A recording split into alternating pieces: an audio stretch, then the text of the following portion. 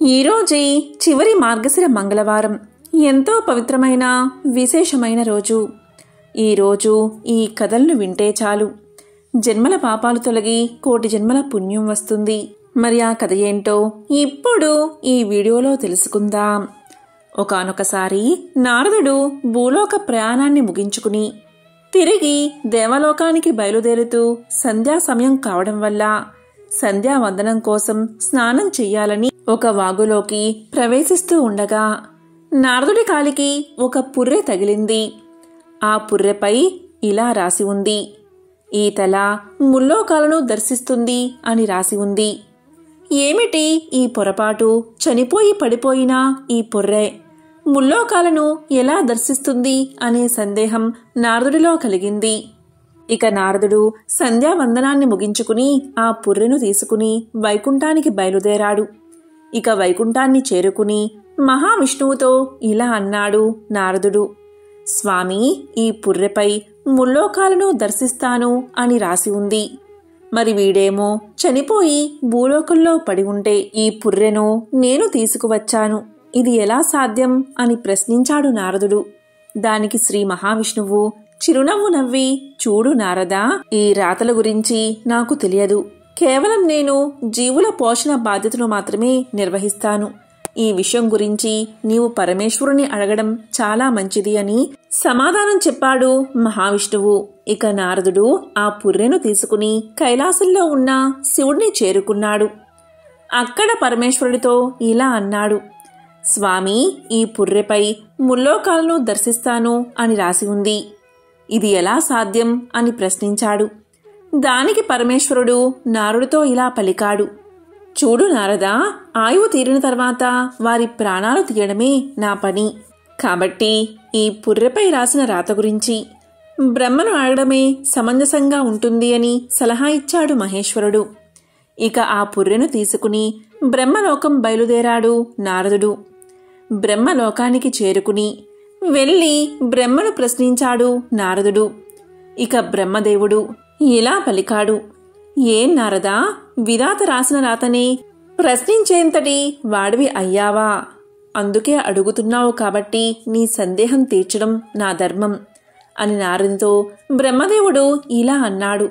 చూడు నారదా, ఈ పుర్రె తీసుకుని మొదట నీవు ఎక్కడికి ప్రవేశించావు అని అడగ్గా నారదుడు వైకుంఠమని సమాధానం చెప్పాడు.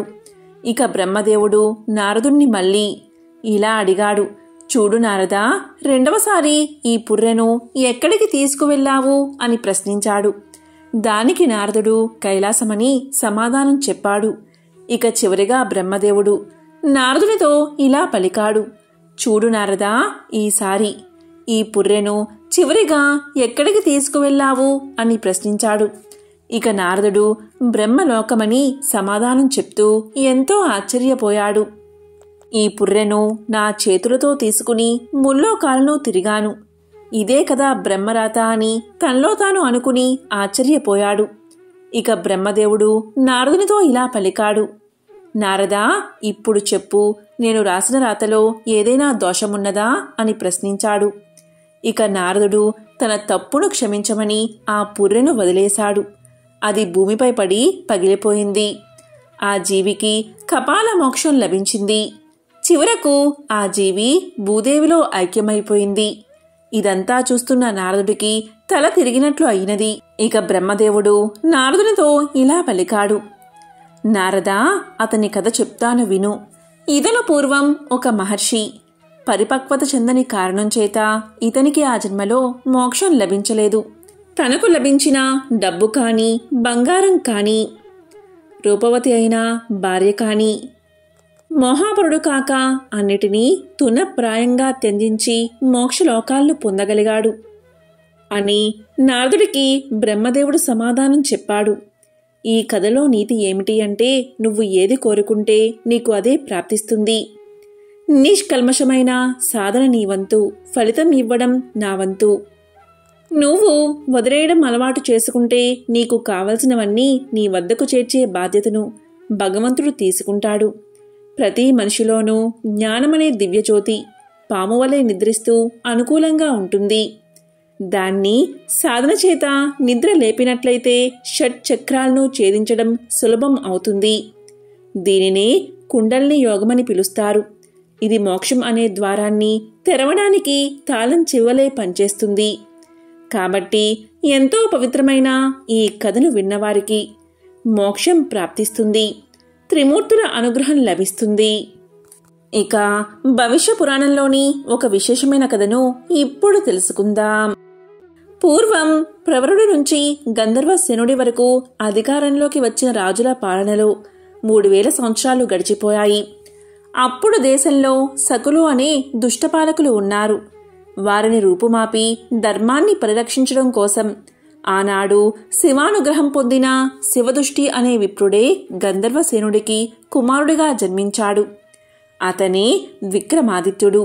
బాల్యం నుంచే విక్రమాదిత్యుడు ఎంతో తెలివిగా ఉండేవాడు. 5 సంవత్సరాల వయసులోనే విక్రమాదిత్యుడు తపస్సు చేసుకోవడానికి అడవికి వెళ్ళిపోయాడు. 12 సంవత్సరాల పాటు శివుడి గురించి కఠోరమైన తపస్సు చేశాడు. ఆ తపస్సుకు మెచ్చి శివుడు ఆయన్ని అనుగ్రహించాడు. శివుడి సూచన మేరకు భూమి లోపల అంబావతి అనే నగరంలో ఉన్న దివ్య సింహాసనాన్ని బయటకు తెచ్చాడు. అదే సింహాసనం మీద కూర్చుని రాజ్యపాలన కొనసాగించాడు విక్రమాదిత్యుడు. నాటి నుంచి అది విక్రమార్క సింహాసనంగా విఖ్యాతి చెందింది. విక్రమార్క సింహాసనానికి 32 మెట్లు ఉంటాయి. ఆ మెట్ల మీద వరుసగా 32 సాలవంజికలు ఉంటాయి. పార్వతీదేవి ఈ దివ్య సింహాసనాన్ని పరిరక్షించడానికి వైతాళుడు అనేవాణ్ణి పంపించింది. వచ్చిన వైతాళుడు సింహాసనాన్ని అలాగే దానిమీద కూర్చునే విక్రమాదిత్యుణ్ణి కూడా సదా రక్షిస్తూ ఉంటాడు. ఈ వైతాళుణ్ణి బేతాళుడు అని పిలుస్తారు. ఆ సమయంలోనే పార్వతీదేవి సింహాసన సంరక్షణానికి పంపిన బేతాళుడు ఒక బ్రాహ్మణుడి రూపాన్ని ధరించి ఆ సభలోకి వచ్చి విక్రమార్కుణ్ణి జయీభవ దిగ్విజయీభవ అని ఆశీర్వదించాడు. విక్రమాదిత్యుడు ఆయన్ని సాదరంగా స్వాగతించి సత్కరించి ఉచిత ఆసనం మీద కూర్చోబెట్టాడు. అక్కడ కూర్చున్న బ్రాహ్మణుడి రూపంలో ఉన్న బేతాళుడు విక్రమార్కుడి తెలివితేటలు పరీక్షించాలి అని ఆయనతో ఇలా అన్నాడు. ఓ విక్రమార్క మహారాజా, మీకు ఒక కథ చెప్తాను, వినండి, మీరు నాకు జవాబు చెప్పాలి అని కోరతాడు. సరే అన్నాడు విక్రమార్కుడు. ఇక బేతాళుడు ఇలా చెప్పడం ప్రారంభించాడు. ఓ విక్రమార్క మహారాజా, పూర్వం సకల సౌభాగ్యాలతో వర్ధిల్లే వర్ధమానపురి అనే నగరముంది. రూపసేనుడు అనేవాడు ఆ నగరానికి అధిపతి. ఆయన భార్య గొప్ప పతివ్రత. ఒకనాడు రూపసేనుడు కొలువుతీరిన సభకు వీరవరుడు అనే క్షత్రియుడు తన భార్య, కుమారుడు, కుమార్తెలతో కలిసి రాజసభలోకి వచ్చాడు. తన కుటుంబాన్ని పోషించుకోవడానికి తగిన పని కల్పించమని రాజుని ప్రాధేయపడ్డాడు. రూపసేనుడు ఆ క్షత్రుడి మాటల్లో ఉన్న వినయం, నీతి, నిజాయితీ అతన్ని కదిలించాయి. వెంటనే వీరవరుణ్ణి ఆ రోజు నుంచి తన సింహద్వారానికి రక్షకుడిగా నియమించాడు. అంతేకాదు, వేతనం రోజుకి 1000 బంగారు నాణాలను ప్రకటించాడు. ఇక వీరవరుడు రాజుకు కృతజ్ఞతలు తెలిపి తన విధిని తాను నిర్వర్తించసాగాడు. కొద్ది రోజుల తర్వాత రూపసేనుడు చారుల్ని పిలిచి తాను ఇచ్చే బంగారు నాణాలను వీరవరుడు ఎలా ఖర్చు చేస్తున్నాడో గమనించమని చెప్పి పంపాడు. ఇక చారులు వచ్చి వీరవరుడు ఖర్చు చేసే వైనాన్ని సవివరంగా రాజుకు చెప్పారు. వారి మాటలు విన్న రూపసేనుడికి ఎంతో ఆనందం కలిగింది. ఎందుకంటే వీరవరుడు తనకు ఇచ్చిన వేతనాన్ని కొంచెం మాత్రమే జీవిత అవసరాలకు ఉంచుకుని మిగిలిన ధనాన్ని యజ్ఞయాగాది క్రతువులకు, శివ విష్ణు మందిరాల్లో పూజలు కైంకర్యాలు చేయడానికి, బ్రాహ్మణులకు అనాథలకి దాన ధర్మాలు చేయడానికి ఇలా వినియోగిస్తూ తాను మాత్రం సాధారణ జీవితాన్ని గడుపుతున్నాడు. ఇక ఆనాటి నుంచి వీరవరుణ్ణి శాశ్వతంగా ఆ కొలువులోనే ఉంచేశాడు రూపసేన మహారాజు. ఒకరోజు అర్ధరాత్రి భయంకరంగా వాన కురుస్తూ ఉంది. అంతఃపురంలో నిద్రిస్తున్న రాజుకు దగ్గర్లో ఉన్న శ్మశానం నుంచి ఒక స్త్రీ ఏడుస్తున్నట్లుగా వినిపించసాగింది. ఆ భయంకర అరుపుకు లేచిన రూపసేనుడు సింహద్వారం దగ్గరకు వచ్చి విధి నిర్వహణలో ఉన్న వీరవరుడితో, ఇలా అన్నాడు. శ్మశానంలో ఎవరో స్త్రీ ఏడుస్తుంది. ఎందుకో ఏమిటో కనుక్కుని రమ్మని పంపాడు. వెంటనే వీరవరుడు శ్మశానానికి బయలుదేరాడు. అతను వెళ్లిన కొద్దిసేపటికి అనుసరిస్తూ వెళ్లాడు రూపసేన మహారాజు. వీరవరుడికి శ్మశానంలో ఏడుస్తున్న స్త్రీ కనిపించింది. ఆమెను సమీపించి వీరవరుడు ఇలా అన్నాడు. అమ్మా, నీవు ఎవరు? ఎందుకు ఇలా విలపిస్తున్నావు అని అడిగాడు. దానికి స్త్రీ ఇలా సమాధానం చెప్పింది. నాయనా, నేను ఈ రాజ్యానికి లక్ష్మిని. ఈ రాజ్య భోగాలకు, ప్రజల సుఖానికి, ఆనందానికి కారకురాలని. ఈ మాసం చివరిలో రూపసేన మహారాజుకి మరణగండం ఉంది. ఆయన లేకపోతే నేను అనాథన అయిపోతాను కదా, అందుకే బాధతో విలపిస్తున్నా అంది రాజ్యలక్ష్మి. రాజలక్ష్మి మాటలు విన్న వీరవరుడికి కూడా ఎంతో ఆందోళన కలిగింది. వెంటనే ఆమెతో ఇలా పలికాడు. అమ్మా, భూత భవిష్యత్ తెలిసిన దానివి. మా మహారాజు ధర్మాత్ముడు. ఆయన్ని కాపాడుకోవడానికి ఏదైనా మార్గముంటే తెలియచెయ్యమ్మా అని కోరాడు. అందుకు సమాధానంగా రాజ్యలక్ష్మి ఇలా పలికింది. నాయనా, నీ మహారాజు శాశ్వతంగా జీవించి ఉండాలి అంటే ఒక ఉపాయముంది. అదేంటి అంటే నీ కుమారుణ్ణి చండీదేవికి బలి ఇవ్వడమే. అలా చేస్తే రూపసేనుడికి దీర్ఘాయువు కలుగుతుంది అని అమ్మవారు పలకగా వెంటనే అందుకు అంగీకరించాడు వీరవరుడు. అక్కడ్నుంచి సరాసరి ఇంటికి వచ్చి భార్యకి కుమారుడికి విషయం చెప్పాడు. తమ రాజ్యాధినేతకి ఆయుర్దాయం కలగడం కన్నా సంతోషం ఏముంటుంది అని భార్య, అతని కుమారుడు రాజలక్ష్మి చెప్పిన మాటలకు తమ అంగీకారాన్ని తెలిపారు. ఇక అందరూ కలిసి రాత్రి చండికాదేవి ఆలయానికి చేరుకున్నారు. ఇక రూపసేనుడు వీరెవరికీ తెలియకుండా ఏం జరుగుతుందో తెలుసుకుందామని వెంబడిస్తూనే ఉన్నాడు. సకుటుంబంగా చండీ ఆలయానికి వెళ్లిన వీరవరుడు ఆలయంలోని దేవిని స్తుతించి, అమ్మా, ఇదిగో నా ప్రియమైన పుత్రుణ్ణి నీకు బలి ఇస్తున్నాను. ఇతన్ని స్వీకరించి నా మహారాజుకి దీర్ఘ ఆయుర్దాయాన్ని ప్రసాదించు అని కోరి వెంటనే తన పుత్రుడి తలను ఒక్క వేటుతో నరికేశాడు. రక్తధారతో తడిసి ముద్దైన ఆ తలను చూసి వీరవరుడి కుమార్తె గుండె ఆగి చనిపోయింది. ఆ దృశ్యాన్ని చూసి తట్టుకోలేక కొద్ది క్షణాల్లోనే వీరవరుడి భార్య కూడా ప్రాణాలు కోల్పోయింది. ఇక గుండె దిటవు చేసుకున్న వీరవరుడు తిరిగి దేవి వద్దకు వచ్చి తన తలను కూడా నరుక్కుని అమ్మవారికి సమర్పించాడు. ఇక జరుగుతున్న సంఘటనల్ని చూసిన మహారాజు రూపసేనుడి మనసు ఎంతగానో చలించిపోయింది. వెంటనే అతను ఆలయంలోకి వచ్చి, అమ్మా, ఇంతటి విశ్వాసపాత్రుడు నా కోసం ప్రాణాలు అర్పించాడే, వీరందరి ప్రాణదానంతో పెరిగే ఆయుర్దాయం నాకెందుకు తల్లి, నన్ను కూడా నీవే బలి తీసుకో అని తన తలను ఖండించుకోబోయాడు. ఇక వెంటనే చండీదేవి ప్రత్యక్షమై, రాజా, ఆగు, నీకు ఇంతకు ముందే దీర్ఘ ఆయుర్దాయాన్ని ప్రసాదించేశాను. ఇంకేం వరం కావాలో కోరుకోమంది. అప్పుడు రూపసేనుడు ఇలా అన్నాడు. అమ్మా దేవి, నా కోసం ప్రాణాలు అర్పించిన ఈ వీరవరుడి కుటుంబాన్ని కూడా బతికించు. ఈ కోరిక నేను కోరాను అన్న విషయం కూడా అతనికి తెలియకూడదు అని కోరుకున్నాడు. తదాస్తు అని ఆశీర్వదించింది చండీదేవి. వెంటనే రూపసేన మహారాజు అక్కడ్నుంచి వెళ్ళిపోయాడు. ఆశ్చర్యంగా కొద్ది క్షణాల్లోనే వీరవరుడు, అతని భార్య, కుమారులు, కుమార్తె నిద్ర నుంచి లేచినట్లు ప్రాణాలతో పైకి లేచారు. ఇదంతా చండీదేవి అనుగ్రహమేనని భావించి ఆమెకి మరోసారి నమస్కారం చేశాడు వీరవరుడు. తిరిగి యథావిధిగా తన బాధ్యతలు నిర్వర్తించడానికి సింహద్వారం వద్దకు వెళ్ళిపోయాడు. మర్నాడు మహారాజు వీరవరుణ్ణి పిలిచి, రాత్రి రోదించిన స్త్రీ విషయం ఏమన్నా తెలుసుకున్నావా అని ప్రశ్నించాడు. అందుకు వీరవరుడు ఇలా అన్నాడు. ప్రభూ, నేను వెళ్ళి చూశాను. అక్కడ ఏడుస్తుంది ఒక ప్రేతాత్మ. నన్ను చూడగానే అది మాయమైపోయింది. ఇక నేను వెంటనే తిరిగి వచ్చేశాను. మీరేం కంగారు పడవలసిన పనేం లేదు అని సావధానంగా సమాధానం చెప్పాడు. తరువాత రూపసేనుడు అతన్ని పంపించేశాడు. రూపసేనుడికి ఎంతో ఆశ్చర్యం కలిగింది. మహారాజునైనా నా కోసం ప్రాణత్యాగం చేసి కూడా ఆ విషయాన్ని ఏమాత్రం ప్రచారం చేసుకోకుండా వినయంగా విశ్వాసాన్ని ప్రకటించిన అతని ప్రభు భక్తికి సంతోషం కలిగింది.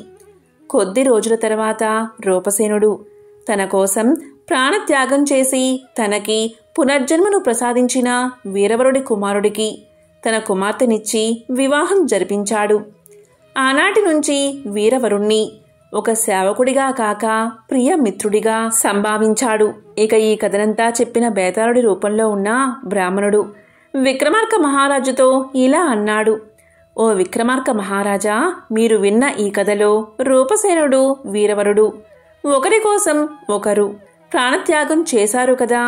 మీకు వీరిద్దరిలో ఎవరు చేసిన త్యాగం గొప్పది అనిపిస్తుంది అని ప్రశ్నించాడు. దానికి విక్రమార్క మహారాజు ఇలా సమాధానం చెప్పాడు: ఓ బ్రాహ్మణోత్తమా, ఈ కథలోని సంఘటనల ప్రకారం ఇద్దరూ కూడా ఆదర్శవంతమైన త్యాగాలను చేశారు. అయితే రూపసేనుడు చేసిన ప్రాణత్యాగమే వీరవరుడు చేసిన ప్రాణత్యాగం కన్నా గొప్పది అని నాకు అనిపిస్తుంది. ఎందుకంటే వీరవరుడు రాజుకు సేవకుడు. సేవకుడి ధర్మం రాజును రక్షించడం. ఆ ధర్మాన్ని అతను త్రికరణ శుద్ధిగా నిర్వర్తించాడు. ఇది చాలా గొప్ప విషయం. ఇందులో ఎటువంటి సందేహమూ లేదు. అయితే రూపసేన మహారాజు చేయబోయిన ప్రాణత్యాగం ఇంకా గొప్పది. మహారాజు ఒక సేవకుడి కోసం తన ప్రాణాలను త్యాగం చెయ్యాల్సిన అవసరం లేదు. అయినా ఆయన ఆ పని చెయ్యబోయాడు కనుక రాజు చేసిన త్యాగమే గొప్పది అని సమాధానం చెప్పాడు. అందుకు బ్రాహ్మణుడి రూపంలో ఉన్న బేతాళుడు ఎంతగానో సంతోషించాడు. తన తెలివితో ఆలోచించి చక్కని సమాధానం చెప్పాడు అని మనసులో అనుకున్నాడు. ఇక బ్రాహ్మణి రూపంలో ఉన్న బేతాళుడు విక్రమార్క మహారాజును దీవించాడు. కాబట్టి ఎంతో పవిత్రమైన భవిష్య పురాణంలో ఉన్న ఈ కథను ఈరోజు విన్నా, చెప్పినా, వినిపించినా జన్మల పాపాలు తొలగి కోటి జన్మల పుణ్యం వస్తుంది. సకల శుభాలు కలుగుతాయి. పూర్వకాలంలో కుండినము అనే పట్టణం సింధు దేశంలో ఉండేది. ఆ పట్టణంలో కౌండిన్య నామంతో ఒక బ్రాహ్మణుడు ఉండేవాడు. అతని భార్య పేరు గుణశీల. ఆమె వివాహం జరిగిన దగ్గర నుంచి ఎప్పుడు చూసినా ఏడుస్తూనే ఉండేది. ఆ బ్రాహ్మణ జంటకు కొడుకులు, కూతుళ్ళు, కోడళ్ళు, అల్లుళ్ళు ఉన్నారు. ఆమెకు సకల భోగభాగ్యాలు ఉన్నా కాని ఎప్పుడూ కూడా ఎందుకు ఏడుస్తుందో ఎవరికి అర్థం అయ్యేది కాదు. ఈమె ఏడుపు విని చుట్టుపక్కల వాళ్ళంతా ఎందుకు ఈమె ఇలా ఏడుస్తుంది, ఈమె అరుపులు వింటుంటే దరిద్రానికి సంకేతంగా అనిపిస్తుంది అని తిట్టుకునేవారు. ఈమె ఏడవడానికి ఏదో ఒక వంక చూసుకునేది. పిల్లి చచ్చినా, ఇంట్లో బల్లి చచ్చినా, వీధిలో కుక్క చచ్చినా దాన్ని ఒడిలో పెట్టుకుని ఏడుస్తూనే ఉండేది. కాని విధి మాత్రం ఈమెకు అనుకూలంగా లేదు. ఇలా ఒకరోజు ఇంట్లో పిల్లి చనిపోతే దాన్ని ఒడిలో పెట్టుకుని ఏడుస్తూ కూర్చుంది. ఆమె ఎప్పుడైతే దాన్ని ఒడిలో పెట్టుకుని ఏడుస్తూ ఉందో వెంటనే ఆ పిల్లి చచ్చింది కాస్త బతికిలేచి వెళ్లిపోయింది. మరలా తెల్లవారేసరికి ఇంట్లో ఒక బల్లి చనిపోయింది. దాన్ని కూడా ఒడిలో పెట్టుకుని ఏడుస్తూ ఉంది. అక్కడ కూడా ఆశ్చర్యం జరిగింది. ఆమె ఒడిలో పెట్టుకుని ఏడవడం మొదలు పెట్టగానే ఆ బల్లికి తిరిగి ప్రాణం వచ్చి వెంటనే వెళ్లిపోయింది. ఆమె జరిగిందంతా చూసి ఏడవడానికి కారణం లేకపోయిందే అని ఇంకా ఏడవడం మొదలు పెట్టింది. ఇలా ఉండగా ఒకరోజు వీధిలో ఒక కుక్క చనిపోయింది. దాని దగ్గరకు వెళ్లి ఒడిలో కుక్కను పెట్టుకుని ఏడుస్తూ ఉంది. ఆమె అలా ఒడిలో పెట్టుకుని ఏడవడం మొదలు పెట్టగానే ఒక్క దెబ్బకు ఆ కుక్క బతికి పరుగు పెట్టింది. అది చూసి, దేవుడా, నాకు మనస్ఫూర్తిగా ఏడ్చే స్వతంత్రం కూడా లేకుండా చేస్తున్నావు అని బోరున ఏడవడం మొదలుపెట్టింది. ఇదంతా చూసిన జనానికి ఇదేదో వింతగా అనిపించింది. అలా వారు ఆమె వైపు విచిత్రంగా చూడసాగారు. ఇక ఏడవడానికి కుదరడం లేదు అని ఒక ఉపాయం చేసింది. బయట ఉన్న తేలులను తీసుకువచ్చి ఉప్పు పాత్రల్లో, మిగతా పాత్రల్లో తేలులను, జర్రులను ఉంచింది. ఎందుకు అంటే కూతుర్లు, కోడళ్ళు అలా వంట నిమిత్తం చేతులు ఆ పాత్రలో పెట్టగానే అవి కుడతాయి గనక ఆ నొప్పితో వారు ఏడుస్తూ ఉంటే వారి పక్కన కూర్చుని ఏడవచ్చు అని ఈమె ఆలోచన. కాని విధి మాత్రం ఆమెకు వ్యతిరేకంగా ఉంది.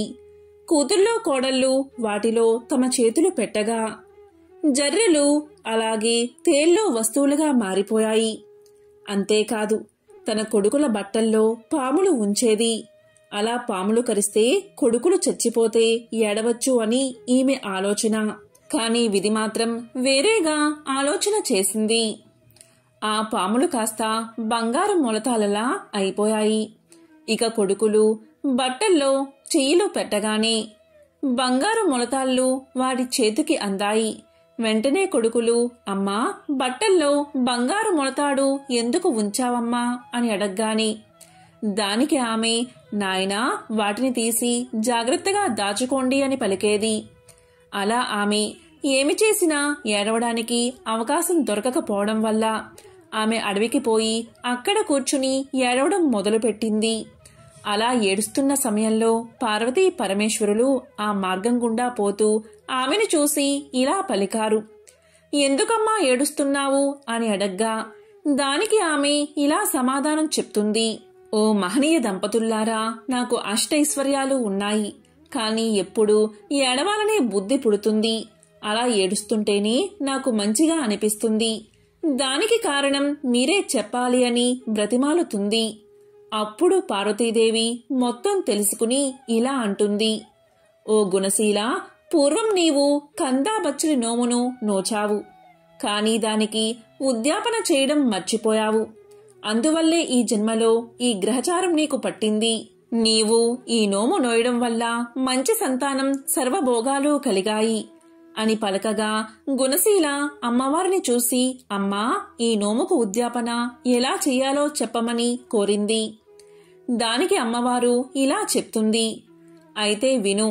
వెండితో కంద దుంపను చేయించు, బంగారంతో బచ్చలి తీగ చేయించు, మంచి కంద సేరు, బచ్చలి అరసేరు, 5 మానికల బియ్యం, పసుపు కుంకుమలతో, నల్ల పూసలు, రవికల గుడ్డలు, మెట్టెలు, మంగళ సూత్రాలతో, ముత్తైదువులకు దక్షిణ తాంబూలాలతో వాయినాలు సమర్పించు అని పార్వతీదేవికి చెప్పింది.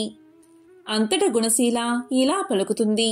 అయితే తల్లి, నేను వచ్చేంత వరకు ఇక్కడే ఉండమని ప్రార్థించి పరుగు పరుగున ఇంటికి పోయి అన్ని వస్తువులు తీసుకువచ్చి పార్వతీ అమ్మవారికి సమర్పించి ఉద్యాపన చేసింది. ఇక పార్వతీ అమ్మవారు నిండు హృదయంతో ఆమెకు ఆశీస్సులు అందించారు. అంతతో అమ్మవారు అంతర్ధానమయ్యారు. ఇక గుణశీల ఇంటికి వచ్చి జరిగిందంతా ఇంట్లో వారికి చెప్పేసరికి అందరూ ఆశ్చర్యపోయారు. 4 జాతుల వారు కుల భేదం లేకుండా ఈ వ్రతాన్ని ఆచరిస్తే సమస్త దుఃఖాలు తొలగిపోతాయని ఆమె చెప్పింది. దాంతో అందరూ కందాబచ్చలి వ్రతాన్ని ఆచరించి సర్వదుఃఖాలను పోగొట్టుకుని సుఖంగా జీవించారు. ఈ వ్రతకథను ఎవరైతే వింటారో వారికి సమస్త దుఃఖాలు తొలగిపోయి సకల శుభాలు కలుగుతాయి. పూర్వం గండకీ నదీ తీరాన ఉన్న సిరిపురం రాజ్యాన్ని వేరసేన మహారాజు జనారంజకంగా పరిపాలిస్తూ ఉండేవాడు. పాడి పంటలతో సుఖ సంతోషాలతో ప్రజలు ఆనందంగా జీవిస్తూ ఉండేవారు. ఈ వీరసేన మహారాజుకు వేట అంటే మిక్కిలి మక్కువ. అతను ఒకసారి గండకీ నదీ తీరాన్ని ఆనుకుని ఉన్న అడవిలోకి బయలుదేరాడు. చాలాసేపు క్రూర జంతువుల్ని వేటాడాడు. దాంతో రాజు రెట్టించిన ఉత్సాహంతో బాగా దట్టమైన అడవిలోకి వెళ్లిపోయి దారిని తప్పాడు. వెనుక ఉన్న సైన్యాలు రాజుని అందుకోలేక వెనుక పడ్డారు. ఇలా 2 రోజులు గడిచాయి. రాజు జాడ కోసం సైన్యాలు 4 భాగాలుగా విడిపోయి 4 దిక్కులా గాలించి అతి కష్టం మీద 3వ రోజున రాజు జాడ కనుక్కుని అందరూ ఒక చోటకు చేరుకున్నారు. గుర్రం మీద 3 రోజులు ఒంటరిగా ప్రయాణించిన రాజు బాగా అలసిపోయి నిస్సత్తువుగా ఉండిపోయాడు. వెంట తెచ్చుకున్న ఆహార పదార్థాలు నీళ్లు ఖర్చయిపోవడంతో సైనికులు కూడా అలసిపోయి ఆకలితో ఉన్నారు. చాలాసేపు గాలింపు తర్వాత వాళ్లకి ఒక చిన్న పంట పొలం కనిపించింది. దాంట్లో చెరుకు, మొక్కజొన్న పంటలు ఉన్నాయి. దాంతోపాటు మామిడి, సీతాఫలం బాగా విరగకాచి ఉన్నాయి. మధ్యలో తీయని నీటితో కూడిన ఒక బావి ఉంది. ఇక సైనికులంతా ఆ పొలంపై పడి ఎవరికి కావలసిన వారు తీసుకుని కడుపు నిండా తిని మధురమైన బావినీరు తాగి మహారాజుకి కావలసిన ఫలాలు చల్లని నీరు ఇచ్చి రాజును సేద తీర్చారు. కాసేపటికి తేరుకున్న మహారాజు తన సైన్యంతో సహా రాజ్యాన్ని చేరుకున్నాడు. కాని చిత్రంగా మరుసటి రోజు నుంచి రాజుకి తీవ్ర అశాంతి, అనారోగ్యం మొదలయ్యాయి. రోజురోజుకి క్షీణిస్తూ మంచం పట్టాడు మహారాజు. రాజవైద్యులు ఎన్ని చికిత్సలు చేసినా రాజుకి ఆరోగ్యం చేకూరలేదు. ఈ విధంగా రోజులు నెలలు గడిచినా కూడా తన రోగం తగ్గకపోయేసరికి రాజు తన గురువైన తపోధనుడైన సదానంద మహర్షిని పిలిపించి తన సమస్యను పూర్తిగా వివరించాడు. అప్పుడు ఆ మహర్షి తన దివ్య దృష్టితో జరిగిందంతా తెలుసుకుని ఇలా పలికాడు. రాజా, రాజన్నవాడు ప్రజల్ని క్రూర మృగాల నుంచి రక్షించాలి. అది కూడా ప్రజలు క్రూర జంతువుల వల్ల తమకి ప్రాణభయం ఉందని ఫిర్యాదు చేసినప్పుడు మాత్రమే చేయాలి. కాని నీవు మృగ వినోదం కోసం అకారణంగా జంతువుల్ని వేటాడి మూగ జంతువుల్ని హింసించావు. పైగా నీ సైనికులు ఓ పైరు పంటలో చొరబడి పేద రైతు యొక్క కష్టాన్ని దోచుకుని తిన్నారు. అందులో కూడా నీ సైనికులు అతని అనుమతి తీసుకోలేదు. అందులో నీకు కూడా భాగం ఉంది. ఆ పాపం కలిపురుషుడిగా మారి నిన్ను వేటాడుతుంది అని చెప్పాడు మహర్షి. ఇది విన్న రాజు ఎంతో ఆశ్చర్యపోయి ఇలా పలికాడు. మహాత్మా, మన్నించండి. నేను ఈ దేశపు రాజుని కదా. నా రాజ్యంలో ఉన్న సకల ప్రజల మీద, వాళ్ళ ఆస్తుల మీద, ధనధాన్యాలు, పంట పొలాలు, తోటలు, వ్యాపారాలు అన్నిటిపైన నాకు సర్వాధికారాలు ఉన్నాయి కదా. మరి నాకు పాపం ఎలా అంటుతుంది అని అడిగాడు. దానికి మహర్షి ఇలా చెప్పాడు. రాజా, నువ్వు చెప్పింది నిజమే. స్వయంగా నువ్వు ఆ రైతు తోటలోకి వెళ్లి నీకు కావాల్సింది తిని నీ సైనికులకు పంచినా నీకు దోషం అంటదు. లేదా నీ ఆజ్ఞపైన నీ సైనికులు ఆ తోటలోంచి పళ్ళు నీరు నీకు తీసుకువచ్చినా నీకు దోషం అంటదు. ఇక్కడే నువ్వు ధర్మదేవతని సరిగ్గా అర్థం చేసుకోవాలి. పై రెండు విషయాలు జరిగి ఉంటే నీకు దోషం అంటేదే కాదు. కానీ నీ సైనికుల అనాలోచిత చర్య వల్ల తాత్కాలికంగా నీకు ఉపశమనం లభించింది. కానీ ఆ దోష ఫలితాన్ని నువ్వు అనుభవించాల్సి వచ్చింది అని చెప్పాడు మహర్షి. ఇక రాజు సుదీర్ఘంగా ఆలోచించి, మహాత్మా, దీనికి పరిహారాన్ని, ప్రాయశ్చిత్తాన్ని చెప్పండని కోరాడు. ఇక మహర్షిని చూసిన మహారాజు అప్పటికప్పుడు ఆ పంట పొలం రైతును పిలిపించాడు. ఆ రైతు పేద యువకుడైన ముకుందుడు. చక్కనైన రూపం కలవాడు. కాయకష్టం చేసుకుని తనకున్న చిన్న పొలంలో రకరకాల పళ్ళు, ఫలాలు పండిస్తూ వృద్ధులైన తన తల్లిదండ్రులను పోషించుకుంటూ ఉన్నాడు. రాజు యొక్క సైన్యం తన పంటని మొత్తం కాజేయడంతో గత నెల రోజులుగా తల్లిదండ్రులకు సరైన తిండి కూడా పెట్టలేక చాలా దీనస్థితిలో ఉన్నాడు. ఇక రాజు అతనికి క్షమాపణ చెప్పి తన తప్పుకి పరిహారంగా 1000 బంగారు నాణాలు బహుకరించాడు. అప్పుడు పేద రైతు మహా ఆనందపడి ఇలా పలికాడు. రాజా, ఈ బహుమానంతో జీవితాంతం నా తల్లిదండ్రులకి అస్సలు ఏ లోటు లేకుండా ప్రేమగా పోషించుకుంటాను అంటూ రాజుకి కృతజ్ఞతలు చెప్పి అక్కడ్నుంచి వెళ్లిపోయాడు. ఆ విధంగా ఆ రైతు వెళ్లిపోయాక రాజు మహర్షి వైపు తిరిగి, మహాత్మా, ఇక నా పాపం పోయినట్లేనా అని అడిగాడు. దానికి మహర్షి ఇలా అన్నాడు. రాజు రాజైన వాడు ఎప్పటికప్పుడు ధర్మశాస్త్రాలు, నీతి శాస్త్రాలను క్షుణ్ణంగా అధ్యయనం చెయ్యాలి. లేదా ఎవరి దగ్గర నుంచైనా తెలుసుకుంటూ ఉండాలి. ప్రస్తుతానికి నీ పాపం తొలగిపోయింది, కాని ఇంకా మిగిలే ఉంది అన్నాడు మహర్షి. అప్పుడు రాజు మళ్లీ నమస్కారం చేసి, మహాత్మా, మరి పరిహారం చెప్పండి అని కోరాడు. మహర్షి రాజు వంక చూశాడు. అప్పుడు వెంటనే రాజు సదాచార భక్తులైన పండితుల్ని, బ్రాహ్మణోత్తముల్ని మహారాజు సభకు ఆహ్వానించాడు. కొన్ని వందల మంది తరలి వచ్చారు. రాజు వాళ్లకి జరిగిందంతా వివరించి నెల రోజుల పాటు రైతు కుటుంబాన్ని ఆకలి బాధకి గురిచేసిన పాపం పోగొట్టుకోవడానికి గాను 10,000 బంగారు నాణాలను దానంగా ఇవ్వడానికి సిద్ధపడ్డాడు. కాని ఆ దానం స్వీకరించడానికి ఎవరూ ముందుకు రాలేదు. ఎందుకంటే వాళ్ళు పండితోత్తములు. అలా చేయడం వల్ల ఆ పాపం తాము స్వీకరించినట్లు అవుతుందని వాళ్లకు తెలుసు. ఇక రాజు నిరాశగా వాళ్ల వైపు చూస్తూ ఉండగా విశ్వవేత్తుడు అనే బ్రాహ్మణోత్తముడు లేచి ఆ దానం స్వీకరించడానికి సిద్ధంగా ఉన్నాడని తెలియచేశాడు. ఇక రాజు ఆనందంగా 10,000 బంగారు నాణాలను బహుమానంగా ఇవ్వగాని విశ్వవేదుడు తాను తెచ్చిన 2 బంగారు నాణాలను వాటితో కలిపి అక్కడ చేరిన పండితులకు, బ్రాహ్మణులకు ఉచితంగా పంచేశాడు. ఇలా చేయడం వల్ల ఆ పాప ఫలం అతనికి అంటలేదు.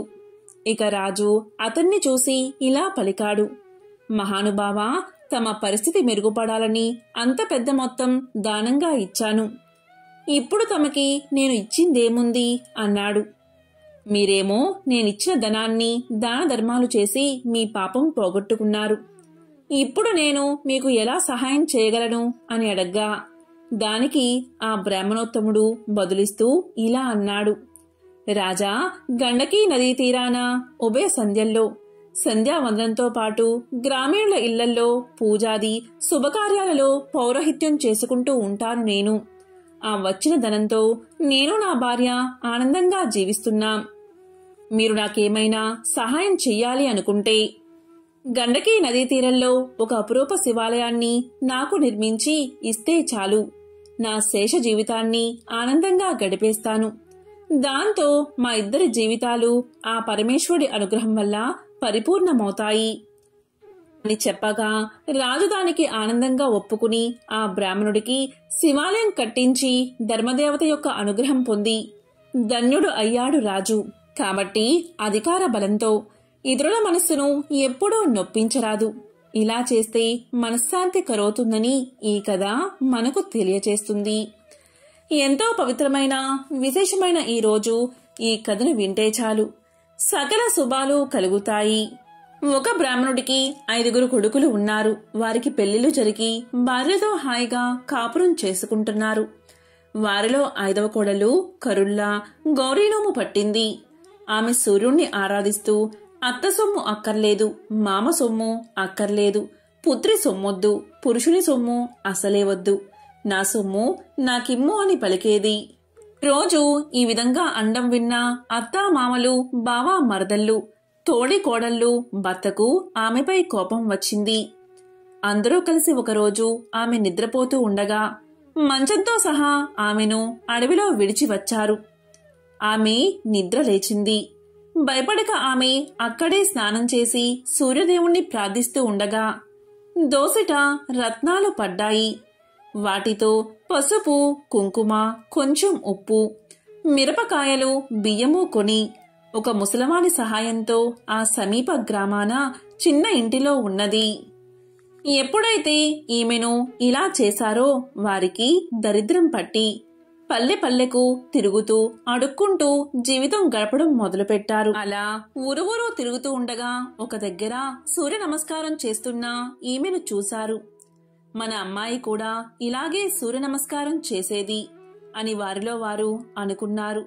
సూర్యుడి కరుణ వల్ల అక్కడ మేడలు, మిద్దెలు, ఇల్లు, వాకిళ్ళు, తోటలు, దొడ్లు విపరీతంగా కొన్నది ఆమె. నిత్యాన్నదానం చేసేది. ఒకరోజు అత్తామామలు వచ్చి అన్నం పెట్టమన్నారు. నా అత్తామామ మీలాగే ఉండేవారని వారిని చూసి పలికింది. ఇంతలో భర్త వచ్చాడు. ముగ్గురుకు తలంటు పోసి కొత్త బట్టలు కట్టబెట్టింది. వారితో కరుళ్ళు కొత్తవి కంచెంలో పెట్టి కరుల్లా గౌరీనోము నోయించింది. ఇలా 5 సంవత్సరాలు చేయించగానే వారి పాపాలన్నీ తొలగిపోయాయి. దాంతో వారు కోడలతో సహా ఎంతో ఆనందంగా జీవనం సాగించారు. ఎంతో పవిత్రమైన విశేషమైన ఈ కథను విన్నవారికి సకల శుభాలు కలుగుతాయి. మంగళవారం సందర్భంగా లక్ష్మీదేవికి సంబంధించిన ఒక విశిష్టమైన కథను ఇప్పుడు ఈ వీడియోలో తెలుసుకుందాం. పూర్వం అవంతి నగరంలో ధర్మయ్య, శ్యామల అనే దంపతులు ఉండేవారు.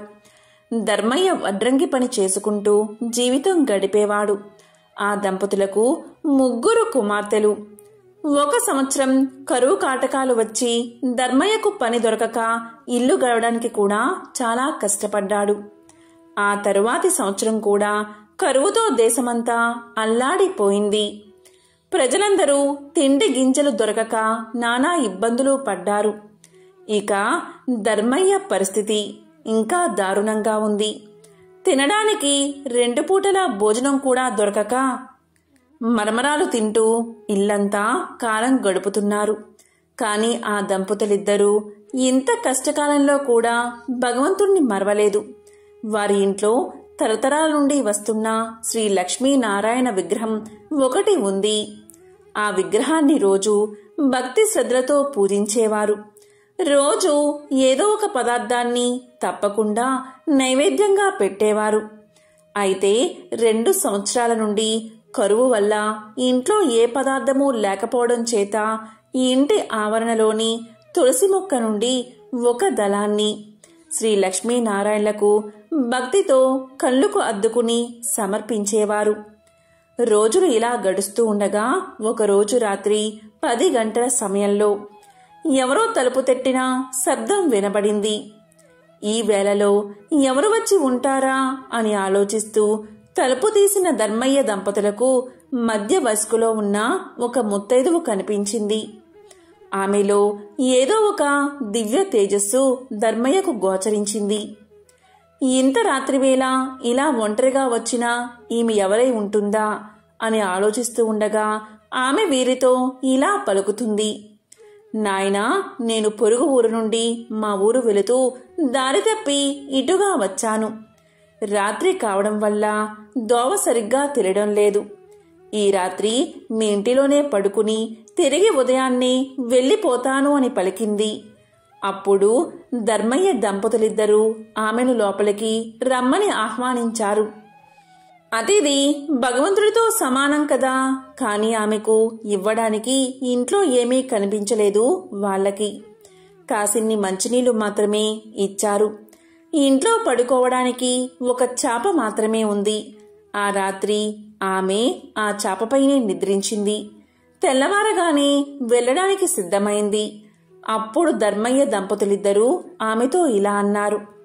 తల్లి, నీవు తేజస్సుతో సాక్షాత్తు జగన్మాత అయిన శ్రీ మహాలక్ష్మిగా ఉన్నావు. నిన్ను ఒట్టి చేతులతో పంపుతున్నందుకు మాకు ఎంతో బాధగా ఉంది అన్నారు వారిద్దరూ. అప్పుడు ఆమె ఇలా పలుకుతుంది. దంపతులారా, మీరు చింతించవద్దు. మీ ఇంట్లో ఉండడానికి ఒప్పుకున్నారు, అదే చాలు అంది. అప్పుడు శ్యామలమ్మ ఆమెకు బొట్టు పెట్టి పంపించింది. ఆమె వెళ్లిన తర్వాత కాసేపటికి ఇంట్లో ఏదో చప్పుడు వినిపించింది. ఏమిటా అది అని ఇల్లంతా చూడగా శ్రీ లక్ష్మీనారాయణ విగ్రహం వద్ద నుండి శబ్దం వస్తున్నట్టుగా వారు గమనించారు. అక్కడ కొన్ని బంగారు నాణాలు పడి ఉన్నాయి. అప్పుడు ఆ దంపతులకు జరిగిందంతా అర్థమైంది. రాత్రి తమ ఇంటికి వచ్చింది మరెవరో కాదు, సాక్షాత్తు జగన్మాత శ్రీ మహాలక్ష్మి. ఆ తల్లికి తామేమీ ఇవ్వలేకపోయామే, చెయ్యలేకపోయామే, కనీసం తగిన వసతి కూడా కల్పించలేకపోయామే అని ఎంతో బాధపడ్డారు. ఆ తల్లిని అనేక విధాలుగా స్తుతించారు. శ్రీ మహాలక్ష్మీదేవి అనుగ్రహం వల్ల కలిగిన ధనంతో పిల్లల పెళ్లిళ్లు ఘనంగా జరిపించారు.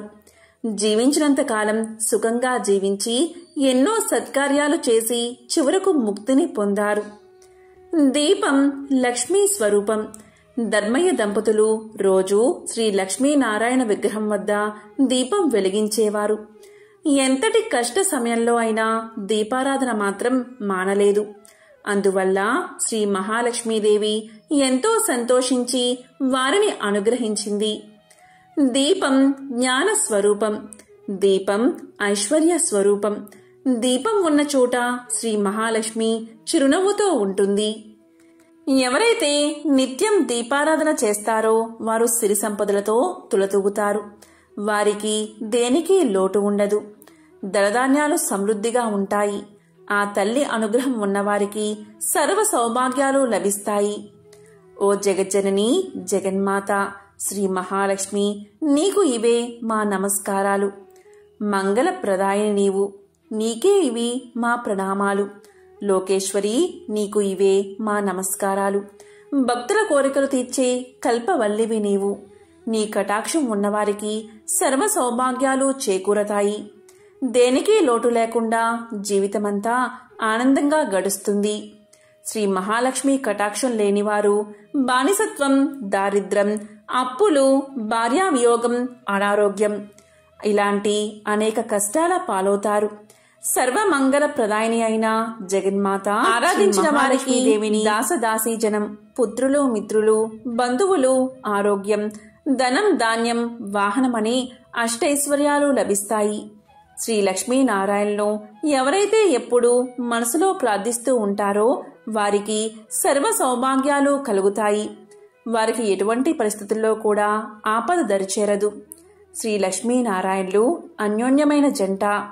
మత్స్య అవతారంలో శ్రీ లక్ష్మిగాను, కూర్మావతారంలో కూర్మావతిగాను, నరసింహ అవతారంలో శ్రీ మహాలక్ష్మిగాను, వరహ అవతారంలో భూలక్ష్మిగాను, శ్రీరామావతారంలో సీతగాను, శ్రీకృష్ణావతారంలో రుక్మిణిగాను ఆ మహాలక్ష్మి తన పెర్మిటి అయిన శ్రీమన్నారాయణుడితో కలిసి అవతరించింది. ఎంతో పవిత్రమైన విశేషమైన ఈ రోజు ఈ కథలను విన్నా, చదివినా, చెప్పినా, వినిపించినా అష్టదరిద్రాలు తొలగి అష్టైశ్వర్యాలు కలుగుతాయి.